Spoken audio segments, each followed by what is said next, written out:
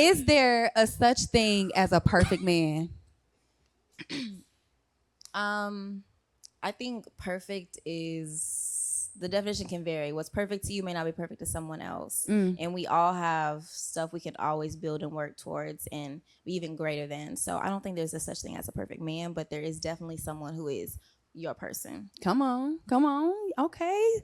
Speaking of your person, what are your deal breakers? Let me ask that. My deal breakers are someone who is not a believer of God, that Jesus of God, and that Jesus died and rose again. Also cheating, and also someone who is cannot not emotional stability. Like they don't provide you security, not financial, but like that emotional piece. So those probably three are my deal breakers. She said cheating, and somebody said, "Phil, you out of there." Hello. If y'all could see his face in the bag, mouth on the floor. So speaking of deal breakers, you brought up a very interesting one that I believe in too, as far as like when it comes to cheating. But some people have others, I guess, other concerns, or let me just say other views. So let's play this clip real quick. Okay.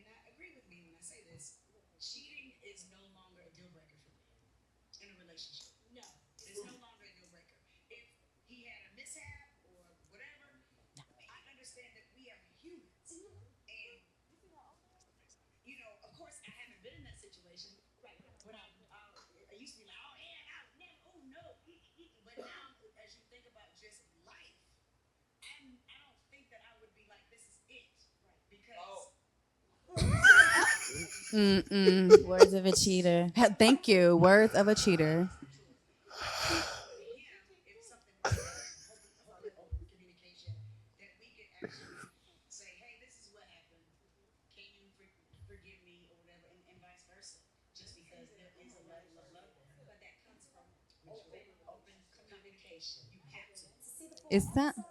It sound like they in a whole open relationship, because honestly, that's a deal breaker for me. I'm gonna probably be that woman that say because I have been in a situation where I have forgiven my ex that who he Same. cheated on me. You know what I'm saying? But he did it again and did it again Again and peop- again and again and again. Exactly. You look. I gotta go. I can't deal with the cheating back, because for one, I can't be Eskimoing or anything like that. So I gotta Oh shit! you know. Now, Exactly. shout out to my Eskimo brothers out here in the world.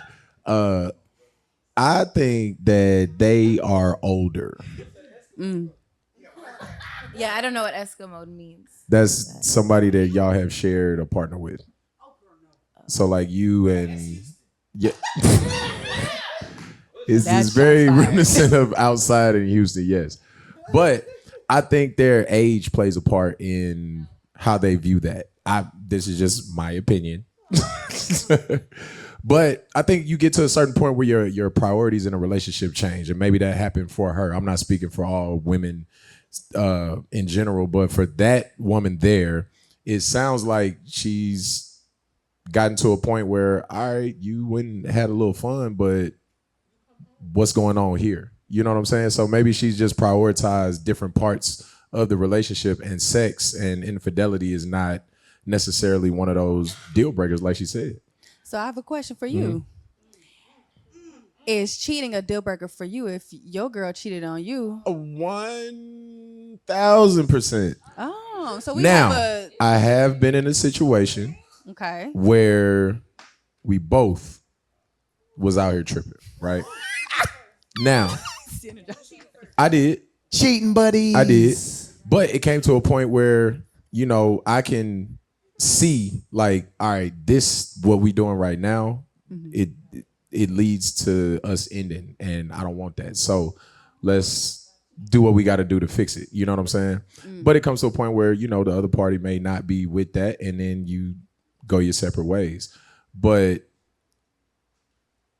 after, the cheating, you do start to look at other parts of your relationship, and you start to compartmentalize like what's important, what's not. Can I get past that? Can I not? And sometimes cheating is something that you can't get past. Like, yeah, you had these moments, you had this moment whatever it was, I wasn't doing something, or I did something that made you want to go out here and do that, or something was lacking, whatever the reasons or excuses are that you cheat.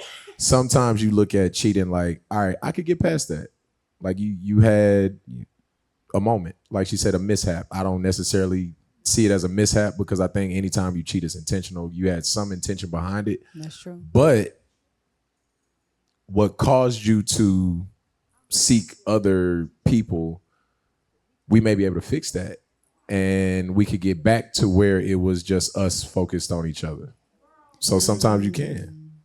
Y'all have done it.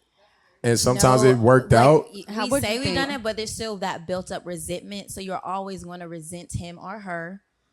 You may say, I'm over it. Always is a very strong word, because it's a very, very strong word, because that means there is no room for anything else. And that's not true with human beings. Like, we could say, I would never do this. And then that one person comes around that does that, but you see everything else about them. And it's like, I could have an exception for that little part that I thought was a deal breaker, but all of this other great stuff comes with this person. So that ain't really that big of a deal. Now, if it continues, like if it goes on and on and on and on and on, I'm sure even Sister Girl probably get tired and be like, all right, bro, you're not the one I'm supposed to be with. But I get where she's coming from. And I think that comes with experience. I think that comes with age. I think that comes with where you are in life. And I think that just comes with how you view relationships. I don't think she's trying to make everybody feel like how she feels. She's just giving her perspective. I want to add my 4 cents in real quick. The running theme that happens in the cheating is, first is consequence. Y'all got to have the communication and consequence of what transpired. Next is the honesty. So you have to be willing to be honest with your partner and say, this is the issue. On the other side of that coin, you have to be willing to receive that information, not looking to penalize, not looking to chastise, allowing them that platform. Because a lot of us as men are molded into being great liars and having that dishonesty from a young age because we fear consequence. Now, from there, the goal has to be whoever violated, they have to change and do the work to change that habit, right? Absolutely. You can't, like she said, you keep experiencing the cheating. Well, I can't do it. I can't go down this road. And at the same time, too, where you can build on the other side of the coin as the woman is learning how to heal that wound and then you two grow from it. So I've experienced being the serial cheater, and I've been the one that had to come, put all my cards on the table, and then we worked through it. And it actually healed a lot of things in me. That's how I became violently monogamous. Yeah, I feel like I'm at church, energizing a pulpit. He giving us the word today. That's it. I'm telling you. Violently monogamous. I will fight you. Yes. Don't look over here. Get away from me, Jezebel. Yes. Yes. Go somewhere. Biggity,